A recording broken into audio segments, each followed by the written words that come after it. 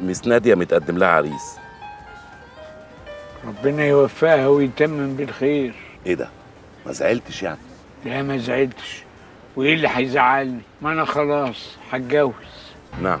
هتجوز. تتجوز ايه يعني؟ واحده؟ امال يعني واحد.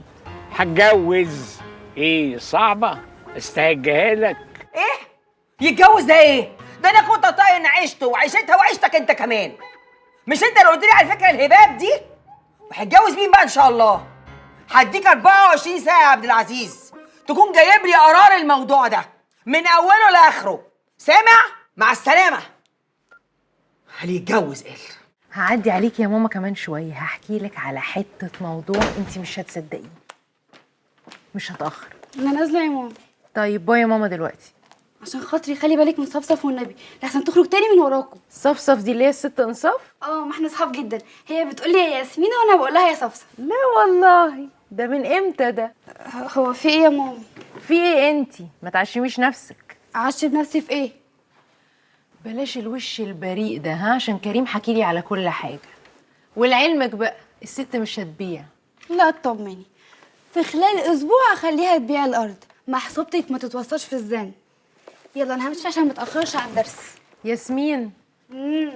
انتي رايحه الدرس مش حته تانية صح؟ بصي يا جموله يا حبيبتي، انا دلوقتي مش شاغل تفكيري غير حاجتين. اول حاجه المذاكره وتاني حاجه موضوع صفصف. وبصراحه اللي شاغل تفكيري اكتر هو موضوع صفصف، فما تقلقيش بقى. ماشي؟ سلام. سلام. أنا آسف يا فندم، زي ما توقعت قبل كده بالظبط، التقرير طالع أن الشركة غير مسؤولة عن الخطأ الشخصي.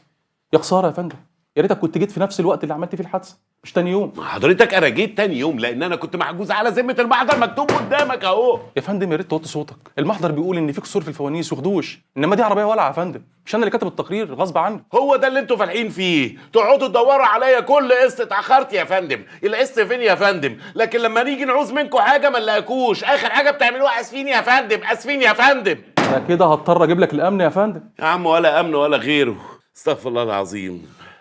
حسبي الله ونعم الوكيل فيكو وفي اللي كتب التقرير وفي اللي عمل المحضر وفي اللي ولع في العربية. استغفر الله العظيم يا رب. أنا والله شايفة إن الست دي مجنونة. في حد اليومين دول يرفض 250,000 جنيه؟ إيه ده؟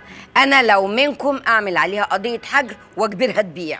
قضية حجر ايه بس يا ماما؟ هو احنا من بقية اهلها؟ انا شايفة انها تبيع وبجزء من الفلوس تجيب بيت تقعد فيه والجزء التاني تحطه في البنك وتعيش منه. وعبد العزيز بقى عامل لنا فيها فيلم الارض ومش عايزة تسيب ارضها. والله يا عبد العزيز جوزك ده فقر، غاوي فقر. ده احتمال يطلع الامارات كمان كام يوم، يعني مش هيقضي معانا رمضان. وهيطلع الامارات يعمل ايه؟ يعني هيعمل ايه يا ماما؟ هيشتغل هناك، واحد صاحبه جايب له شغل في شركة هناك. احسن برضه. اهو عبد العزيز جوزك ده كده كده ملوش لازمه زي قلته. حرام عليك يا ماما، انت ليه حاطه نقرك من نقره؟ خلاص اقعدي كده دلعي فيه، لما يتفرعن عليكي ويتمرع ساعتها تعرفي ان الله حق. حرام عليكي، ده زيزو طيب وغلبان، انت بس اللي مش مدياله فرصه. ولما يسافر ان شاء الله هيسيب لنا في البيت ست الحسن والانصاف. مش عارفه، ما اتكلمناش لسه في الموضوع ده، بس هو كده كده مسافر معاها كمان كام يوم عشان تزور قبر ابوها الله يرحمه، يمكن تعجبها القعده هناك وتقعد جنب ارضها. اخ يا انصاف يا بنت المحظوظه. ايوه جميله، بقاله نص ساعه قاعد مفيش حاجه. لا ابدا، لا مفيش حاجه حصلت. طب لو في حاجه هكلمك على طول. يلا سلام.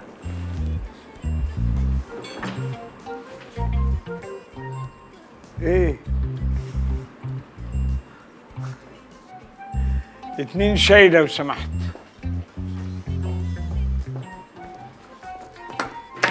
انت بتشتغلني يا علوة؟ يا فندم انا عايز اعرف دلوقتي حالا ايه موضوع الست اللي انت عايز تتجوزها دي؟ وانت ايه اللي مضايقك؟ مش انت كمان يتقدم لك عريس؟ مش جاي لي زفت، ابنك اللي قال لي اقول كده عشان تتنحرر. ابني ما يعرفش يصيع عليا. ايوه ساعتها اقول له على بابا. يعني انت كنت عارف ان مفيش عريس؟ عبد العزيز وهو صغير لما كان يكذب كان استحالة يعرف يبص في عينيا. ايوه لان كنت بقرره من اول لحظة.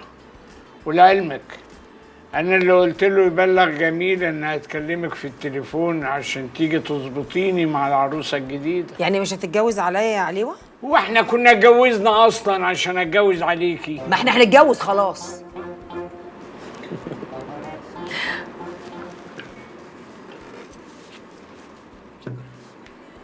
انا عايز اسالك سؤال.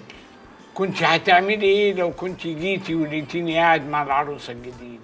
ده قبل ما ارمي الشاي المغلي على وشها ولا بعد؟ لا، انا بسال بس.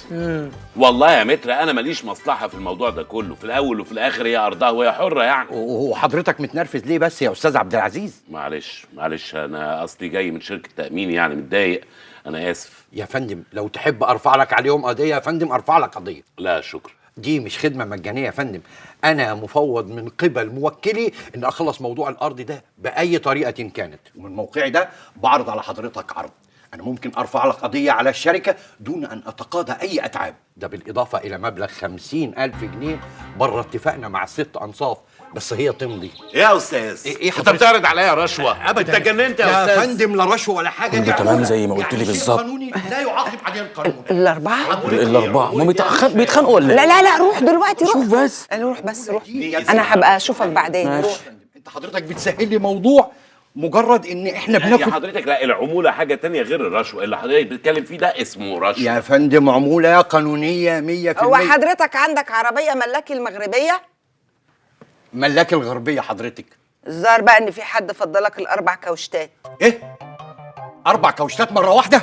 استاذ عبد العزيز بعد اذن حضرتك ابص على العربيه بسرعه كده وارجع لحضرتك تاني. اتفضل. انا راجع لحضرتك تاني. اتفضل. بعد اذن حضرتك. اتفضل. 4 كوشتات. في حاجه اسمها ملاك المغربيه يا ست انصاف. بقيتي شقيه يا وانت. مش معقوله ابدا يا جميله، دي 10 مره تقولي لي انا قلبي مش مرتاح للسفريه دي يا عبد العزيز. مش بقولك اللي انا حاساه؟ انا عارف كويس قوي ان انت مش عايزاني اسافر، وانا كمان يا جميله والله ما عايز اسافر. مفيش غير العيال الواطيه اللي عايزيني اسافر لاسباب معينه في دماغهم انا عارفها كويس. برغم من كده هيوحشوني، وانت كمان هتوحشيني يا جميله. بس يعني بلاش نصعبها، خلي الحاجات تمشي بسهوله اكتر من كده. وبعدين شركه التامين رفضوا يدفعوا اي تعويض، يعني ممكن تكون دي علامه عشان اسافر يا جميله. انا هاين عليا اخبي باسبورك عشان ما تسافرش. طب ما اقول لك فكره، ايه رايك تحطي لي تربيتين حشيش في الشنطه وانا مسافر، يقبضوا عليا يودوني على طرق ابقى جنبك هنا تيجي تزورين في اي وقت، بس بلاش تجيبي عيش وحلاوه عشان السكر بس ما يزيدش. هزر، ده انت حتى مش قادر تأجل سفرك لبعد رمضان. سافر يا عبد العزيز، سافر. استمعنا الآن إلى كونشيرتو قلبي مش مرتاح للسفرية دي للمطربة جميلة عبده. صفصف يا صفاصيفو، جبتلك البوب كورن اللي بتحبيه. تسلمي لي ياسمينة يا حبيبتي.